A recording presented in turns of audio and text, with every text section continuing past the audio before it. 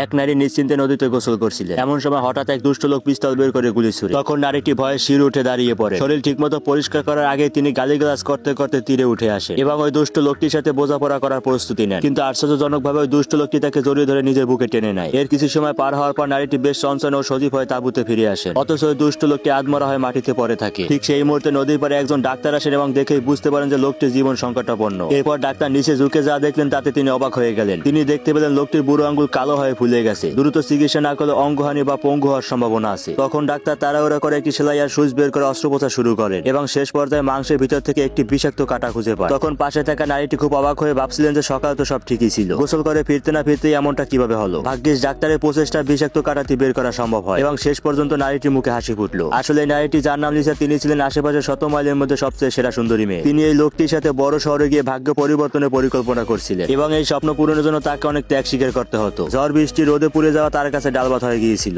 এমনকি মাঝে মাঝে বজ্রপাত হলে তিনি ভয়ে লোকটিকে জড়িয়ে ধরে চিৎকার করে কাঁদতেন। তবে বেশিরভাগ সময় তার বেশ ভালোই কাটতো, কারণ এখানকার সব বকাটে ছেলেই তাকে পছন্দ করত। আর তাদের মধ্যে একজন বৃদ্ধ লোক ছিল যে তাকে সবচেয়ে বেশি গুরুত্ব দিত। যখনই তাঁবু গেড়ে বিশ্রাম নেওয়া হতো, বৃদ্ধ লোকটি তার সাথে টাচ খেলার বাহানা খুঁজত। লিসা ওই 80 বছর বয়সী বৃদ্ধের প্রতি বেশ আন্তরিকতা ছিলেন। তিনি বিশ্বাস করতেন বিদেশে একা চলতে গেলে কয়েকজনের উপর নির্ভর করা ভালো। প্রতিবার খেলার সময় আগে বৃদ্ধটি চারিপাশ ভালো করে পরীক্ষা করে নিতেন যে কোনো পুলিশ বা আপদ আছে কিনা। সবকিছু নিরাপদ মনে হলে তবেই খেলা শুরু করতেন। এরপর লিসা বৃদ্ধাকে চাঙ্গা করার জন্য এক মগ কফি এগিয়ে দিতেন। কিন্তু দুর্ভাগ্যবশত এবার বৃদ্ধাটি সঠিক সময় বুঝতে পারেননি। শিকার ছেড়ে এক বকাটে কাউবা হঠাৎ শিবিরে ফিরে আসে এবং বৃদ্ধাকে সেখানে দেখে রাগে ফেটে পড়ে। সে চিৎকার করে বলে, নির্লজ্জ বুড়ো, আবার আমার প্রেমিকার দিকে নজর দিতে এসেছি। বৃদ্ধাটি বুদ্ধিমান ছিল, ঝগড়া না বাড়িয়ে সেখান থেকে দ্রুত পালানোর শ্রম মনে করলেন, কারণ এই বদমেজাজি যুবকের সাথে পালা দেওয়া খুব কঠিন। তবে যাওয়ার আগে তিনি খোঁচা দিয়ে বলে গেলেন যে যুবকটি যেন তাঁবু ঠিকমতো গুছিয়ে রাখে, নয়তো বৃষ্টিতে পানির সুসে পড়তে পারে। লিসা এটি শুনে হেসেই খুন। কিন্তু কাউবয়টি মোটেও বোকা ছিল না। সে ভালো করে জানতো এই মোহময়ী নারী কখনোই একজনের উপর ভরসা করে থাকবে না। তাই সে তাকে অন্য একটি ছোট শহরে নিয়ে যাওয়ার প্রস্তাব দেয়। কিন্তু লিসা সেই প্রস্তাব প্রত্যাখ্যান করে। এরপরে রাগের মাথায় কাউবয়টি তাকে চড় মারে, যার ফলে তার ফর্সা গাল মুহূর্তের মধ্যে লাল হয়ে ফুলে যায়। তবুও তিনি তার সাথে যেতে রাজি হননি, কারণ তিনি জানতেন এই কাউবয়টি একজন জুয়ারি এবং তার সাথে থাকলে ভবিষ্যতে কষ্ট পেতে হবে। অবশেষে সুন্দরী লিসা যখন মানসিকভাবে ভেঙে পড়েন, তখন সে 80 বছরের বৃদ্ধার সুযোগ বুঝে তার হাত চেপে ধরে। তিনি তাকে চোখ বন্ধ করতে বলেন এবং একটি জাদুকরী রূপান্তরের খেলা দেখানোর প্রতিশ্রুতি দেন। কিন্তু বৃদ্ধার মনে ছিল অন্য বুদ্ধি। লিসা চোখ খুলে দেখেন তিনি কেবল অন্তর্বাস বা শয়ন পোশাকে দাঁড়িয়ে আছে। তো বন্ধুরা, আজকে এই পর্যন্তই। আপনাদের সাথে ছিলাম আমি সাব্বির। এতক্ষণ ভিডিওটি মনোযোগ দিয়ে দেখার জন্য সবাইকে আন্তরিক ধন্যবাদ।